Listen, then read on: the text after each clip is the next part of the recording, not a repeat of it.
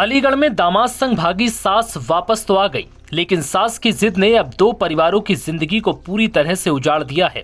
एक तरफ एक मां ने शादी से पहले अपनी बेटी की जिंदगी तबाह कर दी, तो वहीं दूसरी ओर अब सास की जिद है कि वो दामाद राहुल के साथ ही रहेगी।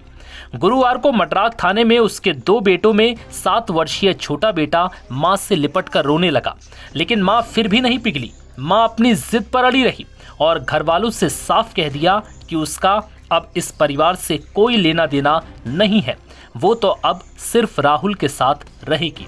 मटराक थाना क्षेत्र के गांव मनोहरपुर निवासी जितेंद्र ने अपनी बेटी की शादी गांव मछरिया निवासी राहुल से तय की थी। 16 अप्रैल को बारात आनी थी, लेकिन उससे पहले ही सास ने अपनी बेटी की जिंदगी तबाह कर दी और अपने होने वाले दामाद के साथ फरार हो गई। दूसरी तरफ दामाद संग भागी महिला के पति का कहना है कि उसके 2 छोटे बच्चे हैं जिन्हें वो संभाल नहीं पा रहा, इसलिए अपनी पत्नी को एक बार फिर से माफ करके वापस रख सकता है। हालांकि पति ने शर्त रखी है कि उसे वो जेवरात और नकदी वापस देने होंगे जो वो भागने से पहले घर से लेकर गई थी, उसके बाद ही वो उसे माफी देगा।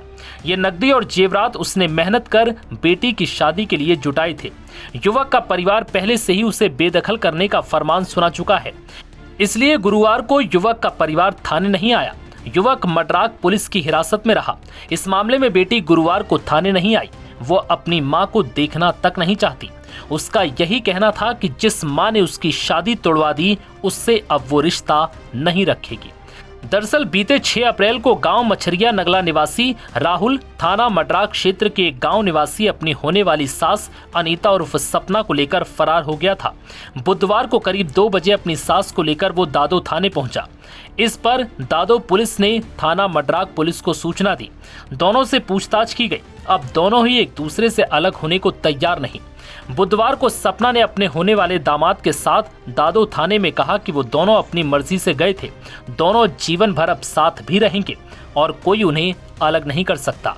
वहीं पुलिस पूछताछ में महिला अनीता उर्फ सपना ने बताया कि आए दिन उसका पति शराब पीकर मारपीट करता था। बेटी की शादी राहुल के साथ तय होने के बाद जब कभी कभी राहुल का फोन आता था तो वो राहुल से बात करती थी। इसी बात पर बेटी भी तरह तरह के आरोप लगाती थी।